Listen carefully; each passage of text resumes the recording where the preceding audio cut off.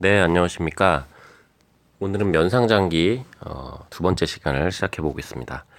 지난번 첫 번째 편에서 말씀드린 것처럼 지금 화면에 보이시는 이 전형이 면상장기의 기본적인 전형이다라고 말씀을 드렸고, 묻지도 따지지도 말고 무조건 이 모양을 만들 수 있도록 노력을 해라.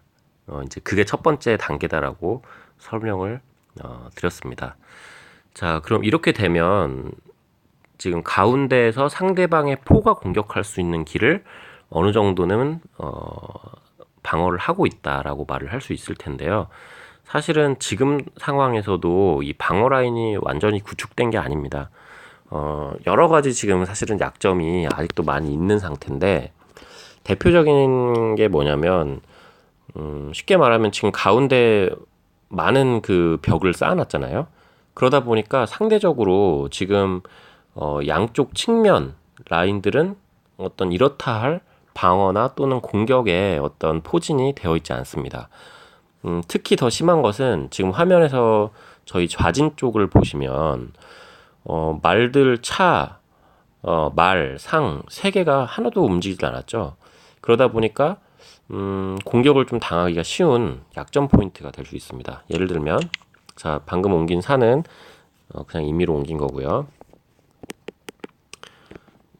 자, 상대방의 포가 가운데로는 너무 벽이 두터우니 측면을 공략하겠다라고 해서 이런 식으로 포를 넘겨서 이 측면을 공략해서 들어온다고 하면은 사실은 막기가 좀 어려워집니다. 물론 지금은 막을 수 있는 방법이 있어요. 이렇게 포를 넘길 수도 있고 뭐 또는 뭐 이렇게 말을 올려주는 방법도 있습니다. 그렇지만은 어찌됐건 선수를 빼앗기게 되고요. 계속 상대방의 공격을 막으면서 저희 쪽 전형은 좀 흐트러지게 되는 그런 결과를 낳기 때문에 이 좌진의 말들을 조금은 진출시켜줄 필요가 있습니다. 그래서 이 다음에 사실은 하실 일들은 이 좌진에 있는 말을 어떻게 풀어줄 거냐, 공격을 할 거냐, 아니면 이쪽도 뭔가 방어 라인을 구축할 거냐, 이런 것들에 문제가 좀 남아 있다고 보시면 될 것 같습니다. 그 대표적인 방법은 공격 방식 중에 하나는 이 좌진의 말을 앞으로 진출시켜 나가면서 공격의 그 어떤 포인트로 사용하는 거고요. 예를 들면 임의로 하나 옮겨 보겠습니다.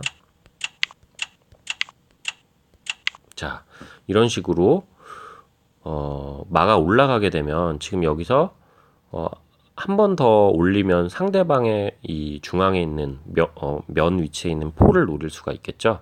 그래서 상대방 진에 그 적진에 깊숙하게 들어가서 공격할 수 있는 위치가 됩니다.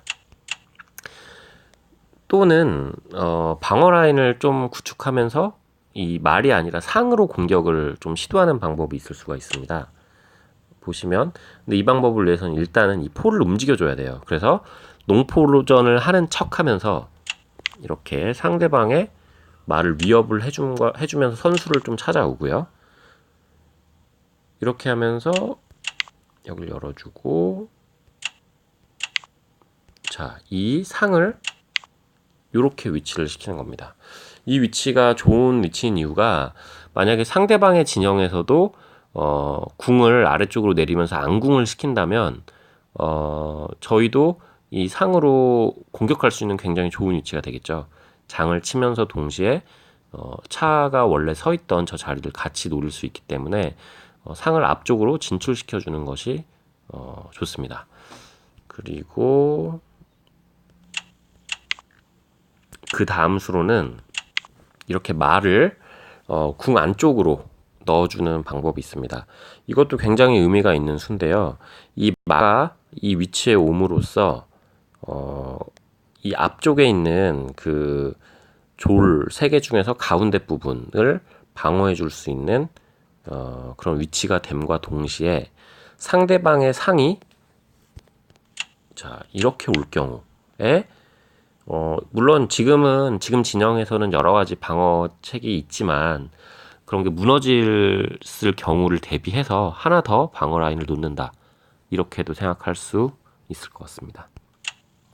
그래서 이렇게 말을 이 위치로 궁 안쪽에 위치로 오게끔 하는 것도 굉장히 좋은 방어 수단 중에 하나입니다.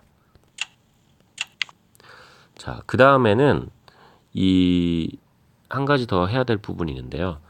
이 조를 양쪽에 가운데 3개 이 3졸이 모여 있고 양쪽에 졸이 하나씩 뜨잖아요.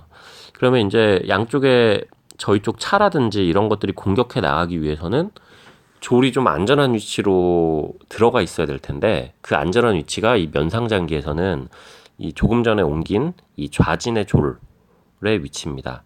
즉 저희 쪽의 가운데 면상이 방어를 해줄 수 있는 위치가 되겠죠.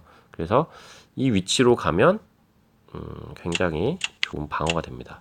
자, 보시면 이렇게 옮겼을 경우에 상대방이 공격을 들어오더라도 저희 쪽 상으로 이렇게 방어를 할 수가 있는 것이죠. 그래서 이 모양을 지금 보시면 마치 학이 날개를 펴고 있는 듯한 학익진의 형태라고 보실 수 있을 것 같습니다. 이순신 장군의 학익진, 이게 이 면상장기에서도 모양이 나오게 되고요.